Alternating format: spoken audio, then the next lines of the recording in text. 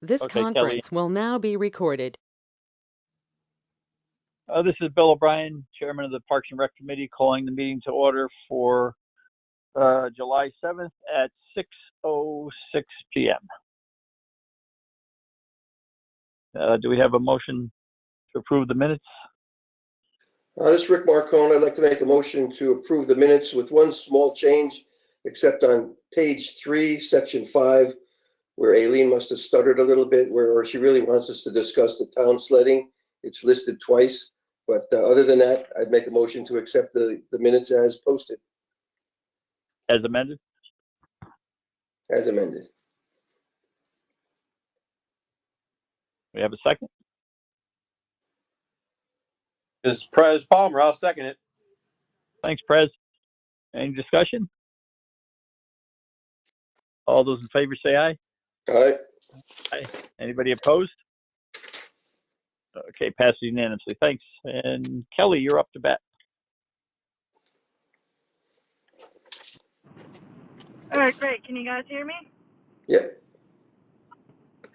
All right, so have you all been able to review the Arboretum concept plan for Great Meadows Park down by like Philo, Ketchum, Access Road, Meadowview area? Looking at it. I did, yes. You're looking at it? Okay, great. So this was an idea that my predecessor Tina and Chad both came up with, and I kind of ran with it and had a landscape architect that I'm familiar with draw up just a concept plan for a native tree arboretum and park area in the south end. There's an underutilized park called Great Meadows Park down there. It's currently just a mowed lawn, but we would look to enhance it with plantings, primarily trees, and then slowly we could add on if maintenance staff capacity allows. But we were just looking for some buy-in from this committee to see if this is something that you're interested in pursuing. There's a few grant opportunities out there that I would be seeking funding for to move forward on both planting and a few years of maintenance. But just kind of wanted to get some feedback from this committee, see if it's something you'd support, and if you'd have any edits. We still are under contract with this landscape architect, so if there's any edits to this concept, we have one more pass at it under our current contract. So if there's any edits, if you guys want to talk about it, floor is open. Hey, Kelly, is this the same property that Burns Construction wanted a couple of years ago for parking? Yes, I believe this is the same property, but it's my understanding, based on some conversations with the town engineer, John Casey, that this property was, acquired somewhat as a park in order to provide a buffer between Burns and the residential neighborhood in that area. So right. It's my understanding that the town seeks to keep this as a town property and park of some sort. And how about, do we get any feedback from the neighbors on the idea? No, I have not. I thought I'd run it by this committee first, since you folks oversee all of our parks. And then we can move it on to the community. I did reach out to Councilwoman Lissette to see if she had any buy-in, but I haven't. That was probably 2 months ago or so. I haven't heard anything from her, so I'm not sure. I'll touch base with her again because that is in her district. But other than that, no, I haven't reached out to the neighborhood yet. And that's something that we could do, a neighborhood meeting, if you'd like. Well, personally, hey, I Bill, like it. Paul. Hey, Paul. Hey, Bill. Hey, I thought that park was, that piece of land, you're talking about that circular piece of land next to Burns, right? I joined late, but I just want to make sure that was the one. It's more L-shaped. I wouldn't call it circular, but yeah, it's an L-shaped parcel. Right. I thought we looked at that years ago. We wanted to put something there, and that was deeded to be a park. I didn't think there was any other thing we could do there. Okay. So I'm not sure. You better look at that pretty heavily, because I'm pretty sure that had a restriction on that property. This is I'll look Amy into Moore. I'm just going to stick my 2 cents in, Kelly, just from my days in economic development. Yes, Paul is correct that property way back when was deeded that it absolutely has to be a park. It has to remain a park. It had something to do with an agreement in the neighborhood when they allowed some other type of construction to go down. If you want to reach out to me after this meeting or tomorrow, I'll see if I can find the documents in economic development. But there was a big deal about that park 5-10 years ago when we tried to do something with Burns. The neighbors 100% were against it. Okay. And also, Amy, years ago, that was one of the first locations we thought of for the dog park, and we couldn't even put that over there.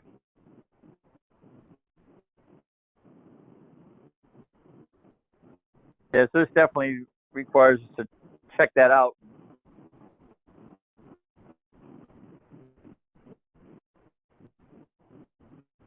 Okay. Okay. More from the media.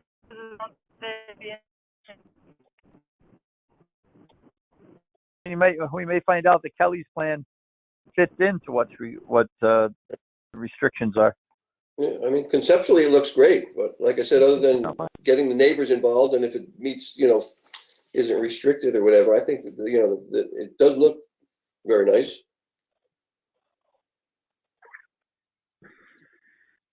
Okay, so Kelly, you will reach out to Amy.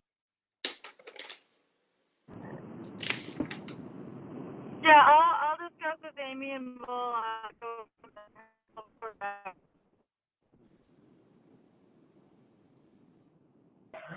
All right, sounds good. Kelly's breaking up a little here. All right, sorry about that. Okay, anything else for Kelly, or do you want to move on to Amy? I guess we'll have to wait and see what you find out. Yeah. Okay. Okay, thanks. Okay, we said Amy, you're next. Thank you. Hi, everyone. Amy Knorr, Recreation Superintendent.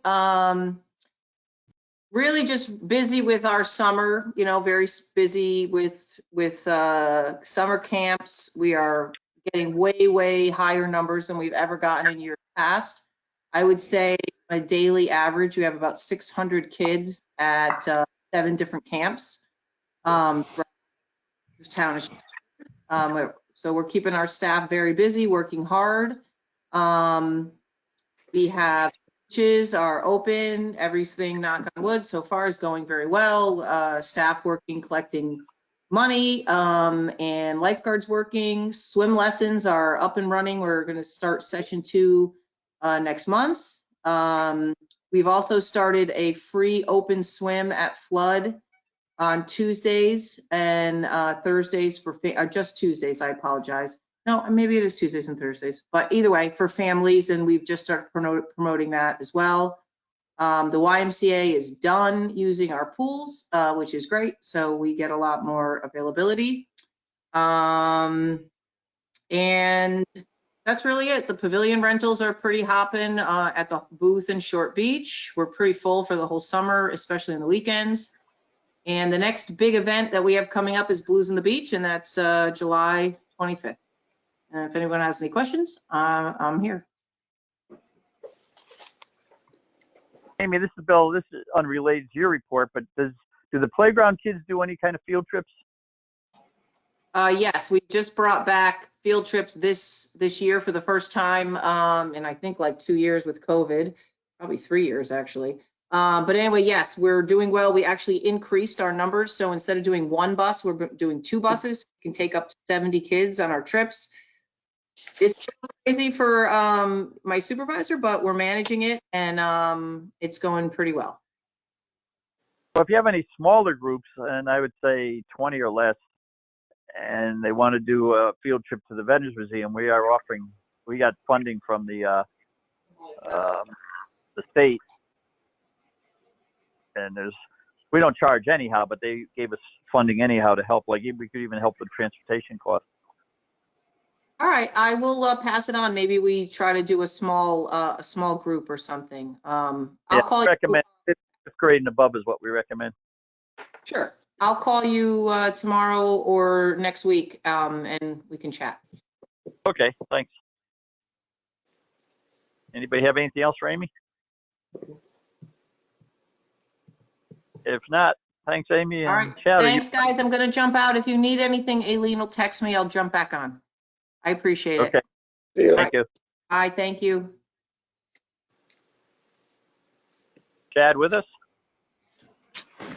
I am. Oh, Chad good. Esposito, Park Superintendent, Town of Stratford. My report kind of coincides with Amy's report because those 600 kids produce garbage and cleanup and all of that stuff. So, we're chasing around recreation, making sure everything's clean for the next morning. Bathrooms, properties, mowing schedules, all, are intertwined with how the camps are run. And then coming out of June is a very busy month for parks with graduation, school functions, end of school sports, graduation ceremonies. The grass is usually growing out of the ground in June. And coming into July, this is probably the first year in a couple of years that we really haven't had the rain and the cool weather that we've had prior, where the grass kept growing. You kind of seeing things burn out. So it's given us a chance to work on some projects. We're working on town hall project, trying to get those flower beds all set, all weeded, all mulched. We're going to be working on some other areas, some other properties. And then it's just maintenance, beach every day, mowing every day, schedules every day, collecting garbage. So if anybody has any specific questions that I could answer, I'd be happy to do that. Hey, Chad, any updates on DeLuca, the scoreboard, and then the cost of a batting cage?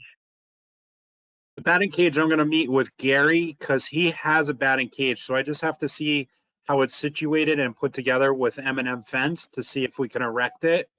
Because it's about 35 feet or something. He just sent an email yesterday. The scoreboard. Stratford High? Yeah, Gary Sherrick. Okay. So I'm going to get together with him next week and we're going to go over, see how it assembles, see what needs to be done as far as like what the ground will take, and then talk with M&M Fence and then see if it could be updated, upgraded, installed as is, and just kind of go with what he has as a donation to see if it could kind of fit the area. Again, like Gary is really the only person that's really asking for it. We go through break cat seasons and all of that stuff and nobody's asking for it. So it's great that they have a donation that they could utilize for high school sports because nobody else is really asking. So, which is good. The scoreboard is, basically on its last leg. It's a 10-year-old scoreboard now. The LED technology is old. It's hard to get replacement parts as seen through the breakouts and through the CIAC tournaments. So it's hobbling along together right now. I have a quote for a new replacement. It's, upwards of 25,000. So it's something that either has to be built into CIP or funded or up to you guys, how you want to take it from here. And obviously that's the newest technology, the newest LED technology. All of the circuits are now enclosed instead of out in the salt water, so they don't corrode as fast. It's just a massive difference from what it was. So that's where those two stand. So, Chad, you said for the scoreboard, the estimate's around 25,000? Somewhere around there. I mean, we could change the way that the scoreboard is, but basically what's there now is between 20 and 25,000. How about sponsorship opportunities? They do exist, because I remember in the past, there'd be, I don't know, let's say Pepsi or Coke would sponsor a scoreboard. Yeah, I mean, if we could find somebody to spearhead, I don't know if it would be economic development or who, if somebody could spearhead to collect the money to go towards that cost, sure. With the new scoreboard and stuff like I'd be interested in that. Was that? I would be interested in that. This is Prez Palmer. I'd be interested in reaching out and see if we can pursue some sponsorship towards the cost there. I'd like that. Prez, I'd be glad to work on that with you. Yes, Bill. let's discuss that. Okay.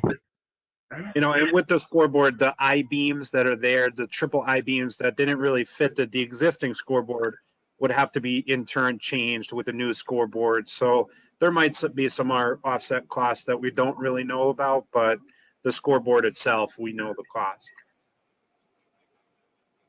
Oh, another thing that comes to mind, Prez, did you ever get any solution with the Booth Park Rose Garden?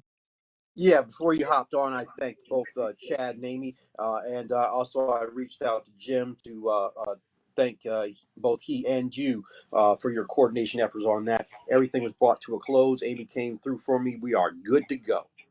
Oh, good. Okay, thanks. You know, Anybody just, have any other questions?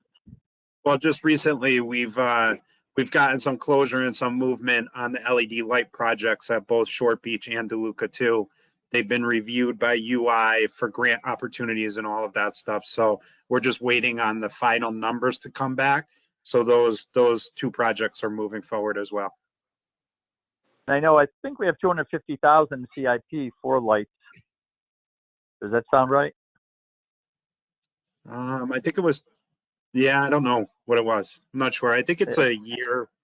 There's a couple of years now, but it's expensive. I mean, the lighting is very expensive per property, but it should be. You get a longer residual, you get a longer year, you get a longer useful value. Value. It's cheaper to run, so Yeah. it's worth the investment without a doubt. Because I sent pictures. There's multiple. I think there's 16 or 18 lights out at DeLuca, and probably a dozen or more down at Short Beach. Where again, because of the technology and the halogen technology and the metal halides, they're hard to find too. And by the time you put somebody up in a lift to change the metal halides, it's a lot of money, just to even do that. So we're looking forward that, we keep moving this process. Everything goes through the way that we need to, and then update the fields in the future. So let me give everybody. Sorry, Bill, you still talking? Somebody say something? Yeah, it's Tim here. I had a few questions.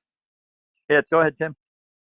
Yeah, so Chad, just a handful of questions I wanted to just ask on little minor things. But before I did, first off, just wanted to say just how great I thought the fireworks were, all around effort on, just everything from parking, coming in, coming out, cleanliness of the beach, swimming, the personnel, everything just seemed top notch. I heard that from a lot of other people and experienced on my own as well. So, thank you to you and all the other departments for making that happen. That was great. Thank you. It's been the last year. Short Beach soccer field. I was there a week ago, last Tuesday. The grass is beautiful. Bearing in mind, the weather and all the new changes with summer camps and all that stuff, I get that. So some of these things I know might not be possible to talk about, to deal with. But the grass is looking beautiful a week ago. This week it's totally burnt out. I saw looked like a sprinkler issue on the field that had exploded, or it was a pot full of gravel. I know last year there was a sprinkler issue that had been dealt with, according to my teammates, that someone had done some work on it from the team. I guess I'm not sure what exactly happened with that, but it looks like there's I'm not sure if you're familiar with the sprinkler issue. I'm not. I will check it tomorrow morning. I'll turn on all the heads and make sure everything and check it. When we did the irrigation system down there, only half of it is new because of the Raymark waste and all that stuff. Deep would not allow us to change the piping or even the heads that were in the protected part of the property. So if it's an internal or something on the head, we could check it out. If it's a full out break or blowout, we'll check it out. I had it running yesterday morning, and I know it was the far right side closest to where the open field was, and I saw all 5 heads on there, but I'll double check it tomorrow. That's an easy thing to do and figure out. Great. If you're standing in the parking lot, it's on the left side of the field, between halfway between the 18-yard line and midfield. And if you're over there, you can see the gravel that's all been pushed out on the field now. Not a problem. We could check it out. Absolutely. The splash pad has the sunflower and the frog sprinklers were broken a couple days ago. I'm not sure if that's that got pushed to building maintenance. They're the ones that changed the valves, so I'll check with them. They may have had to order them. I'll find out status, and then when they get over, it's just a quick change out. So it could be a solenoid, could be a valve. I'll find out what it was. Thank you. Paradise Problem. Green, there used to be garbage cans right near around the gazebo, and I think those have been taken away. Big belly cans? I believe that's what we're talking about. I know there were Big Bellies there, and I think the only cans I think on the green now are over by Subway. Yeah, so the big belly cans, the two that were removed from that spot were, believe it or not, they were heat indexed. I have heat maps for every single station and how it's used, and those were the lowest heat maps in the city.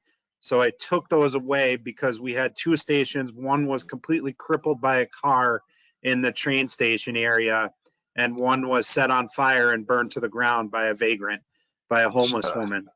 So we had to replace the two. We used it from our stock just to get it so that it was fixed. And now we're working with Big Belly on how we're going to replace these units because we're 100% liable for the cost of those units. Gotcha. Yeah, that makes sense. It'd be great if there's any kind of garbage can that get put there. We see people. I'm on the green every day, and there's a lot of other people and teens that will not use garbage if there's not a garbage can nearby. So we just see a lot of waste flying around down there. And then last thing was just what's up? We could add more. Absolutely, that's not a problem. That'd be great. Some people won't walk the distance all the way to the patio near Subway. And then just over at Birdseye, I know the rec camps are going on down there as well as the preschool rec camps. It seems that there's a lot of beer bottle caps and some glass around the entrance. The playground is lacking wood chips and grass inside. There's a hole in the plastic as well that is the little hands can get stuck in. So I just didn't know. It just looks like that entire playground just needs some attention. I'm not sure if it's on a list for replacement or. It is on the, actually, we have a proposal that we want to present to this committee for a new type of playground, but we're just not ready to propose it yet. But we'll go down there. We'll make sure everything's all set. The 5-bar has to be added. Not a problem. We'll get it on the list and done as soon as probably we're down with town hall and all of these graduation banners and all of that stuff. I'll send the guys right down there. I appreciate that. And I get that the change of season is crazy with the weather and all the events going on. I know Bill likes compliment sandwiches. So my last point was just personally, my family have been asked to share their appreciation for the porta potty cleanliness at Birdseye on behalf of my wife and 3-year-old. And that's, when you have 3-year-olds in preschool camp, those porta potties are extremely important. So absolutely. Yeah. The company that we went out to bid with and had won the bid, it has been very good. Knock on wood, they're very receptive. They're excellent. The units are newer. They're doing their weekly maintenance and schedule, not really skipping anything. So we've had good success with them. And it's nice, we get a lot of complaints constantly, but it's nice to hear that people are satisfied with it too, which is great. Thank you. I know you need, to hear the petty good and bad, and that's important when you have lots of preschoolers who need to, be out there. So thank you. Oh, absolutely. Not a problem. You got it. And Tim, great use of the compliment sandwich, something we learned a lot about in positive coaching clinics. But Chad, a couple things. First thing I wanted to get back to the Big Belly. We're into that now. How many, 4 or 5 years at least? We're on our 4th year and we have a 5-year lease. How would you say it's going overall? Overall, it's great. The problem that I see is, the problem that we deal with is, Short Beach in these areas, the education on how to use a Big Belly doesn't always go through to the public or to the people in the area because, people have, which is very respectable. When they go to Short Beach, they have a picnic, they have a party, they bring black plastic bags. They're diligent enough to clean up their garbage and then leave the plastic bag right next to the Big Belly, which in turn, over the next few hours, gets ripped up by seagulls, varmint, squirrels, whatever, any kind of animal. And then the next day it looks terrible. And it's always, you need to add more garbage cans. You need to change the garbage cans. The thing is that the Big Bellies, they compact and they hold more and they tell me when they're full and need to be emptied. So if I put a garbage can next to a Big Belly can, it's like it doesn't make any sense because I still have to empty that garbage can either daily or every other day, or at least check it daily to make sure that it's not full where the big belly reports back and says, I need to be emptied, or I'm 40% and skip on to the next one. So I think we try to do everything we can through the administration, through Chief Downs, through Chief of Staff Downs, to try and put out, things. I think the next thing we were talking about, either this round or next round, is putting actual vinyl signs on the big belly.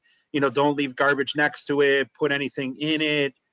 So that there's more education. Other than that, I mean, the system is fantastic, because literally, I get a report at 6 a.m. in the morning, which ones are full, which ones need to be emptied, which ones are on watch or close to being full. And that's how we generate those 80 big bellies that we have now out there. So I like the system without a doubt. And, if they're treated properly and all of that, there's no garbage. There should be no garbage at Short Beach and stuff. But, we still have pavilion rentals with open cans, because we tried to put big bellies there. They didn't work. People had large garbage cans. They don't bring them to the dumpsters. It's kind of tough, because you have to educate the people, and big bellies should be everywhere to help control the amount of garbage and pickup. But it's very hard to do that. Yeah, you said it right. It's all about education. We'll have to start teaching the kids to teach the parents, like we did with Raycycle years ago. But I'm surprised how often I see people reaching into the recycling big bellies to get out deposit bottles and cans. Yeah, that happens too. Yeah. Yeah.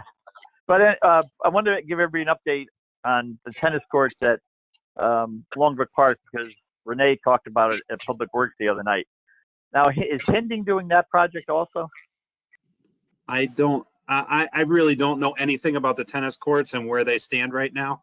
I'm sorry. Hinding tends to do most of our projects, right? Hinding was a state bid contract, but this one was not a state bid contract. It went out to bid. And I think it was Classic Tennis Turf was awarded the bid, however long ago. So I'm not sure where it stands or how it stands. I don't know. Yeah. I'm not sure. Well, Renee told us that what happened was, with the changes that were made, because we changed the location to save the 8 trees, they got another job in the meantime. So they're delayed doing Longbrook while they finish their other job. Okay. Seems fair. So, I mean, it seems like business, Yeah. And then, actually, speaking of, Hinding did Worcester, right? Worcester court. Correct. Hinding did Worcester and Short Beach, and they did it under the state bid contract. So the pricing was already pre-negotiated or accepted by the state, and we just went off of those contracts. So this is hearsay that somebody told me, and I don't know if they called the town or not. They supposedly saw Hinding personnel pour leftover paint into the pond, and I don't know if that's true. And if it is true, they should have called it in. I highly doubt it. I highly doubt it. They're pretty professional. They do millions of dollars of business through municipalities throughout the state and New England. Yeah.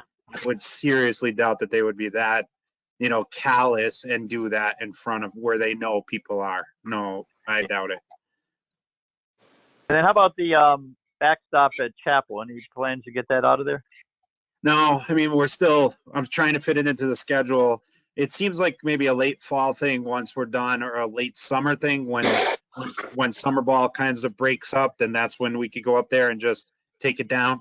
It's still on my radar, and we're still going to do something with it. Just trying to fit it in. I just had a crazy thought. That's scrap metal, right? It is. Yeah. What if the old timers are willing to come take it down? Because they do scrap metal collection year round. Yeah, they're more than welcome to. Sure. I'll throw it out there, see what they say. Yeah, it's probably all galvanized steel, so sure. And then one last thing, on the corner of Whippoorwill, the upper Whippoorwill and Main Street Putney, it's really overgrown there. If you're looking right, I think you guys have cut that in the past, haven't you? About 3 or 4 years ago, Highway took over the roadside mowing, so I'll send something to Tommy so that so he could put it on his schedule for the roadside mowing. Oh, okay, thanks. Yep. Anybody else have anything for Chad?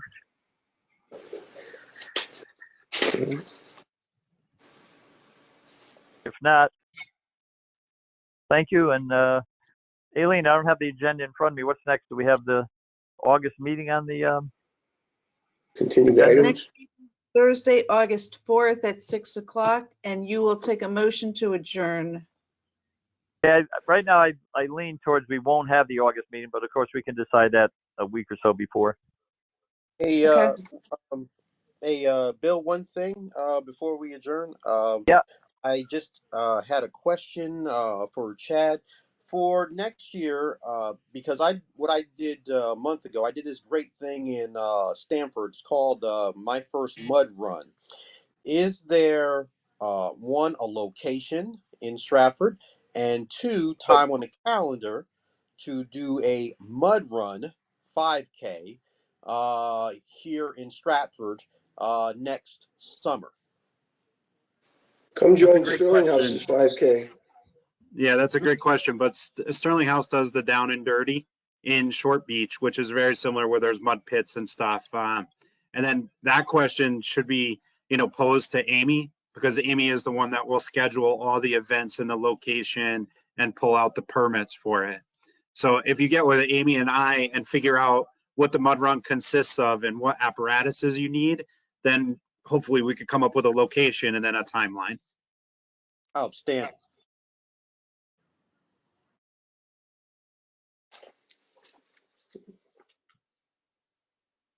All right, Aileen's waiting for this. I'll make a All motion right. to Go ahead, Paul. Second. adjourn. Second. Rick Marcone. Love you All in favor? both. Aye. All right. Any opposed? Thank you. Thanks, Aileen. Thanks, everybody. Thank you. Take care. Have a good night, everybody. Enjoy Block Island there.